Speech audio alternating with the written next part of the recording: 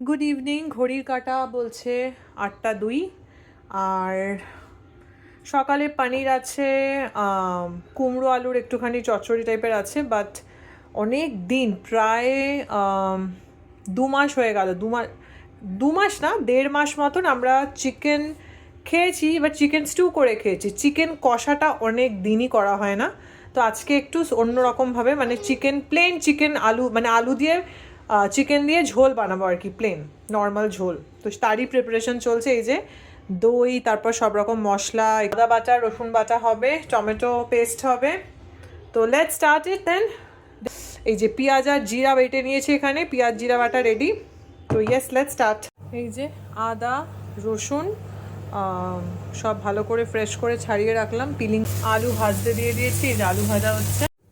তো ইয়েস, আলু মোটামুটি ভেজে রেখেছি। এখানে পেঁয়াজ আর জিরে বেটে রেখেছি, সেটা দিয়ে দেবো এবার।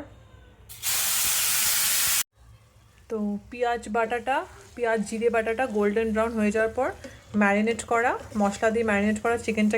এই যে যেহেতু অল্প কয়েকটা রসুনের কোয়ান আদা ছিল, ভালো করে পেস্টটা হয়নি, এটাই দিয়ে দেবো, এটা দিয়ে দেবো। দিয়ে দিয়েছি আদা বাটা, রসুন বাটা, টমেটো পিউরি, টমেটো বাটা। এই ছেলেটার অবস্থা দেখো, গ্যাসের সামনে সে কি করছে দেখতে পাচ্ছ কি? বদমাইশিটা, শান্তি করে রান্না করতে পারবে না। এই যে আমাদের ডিনার, কুমড়ো আলুর তরকারি, ক্যাপসিকাম দিয়ে পনির, মাল্টিগ্রেন আটার রুটি অ্যান্ড চিকেনের কষা।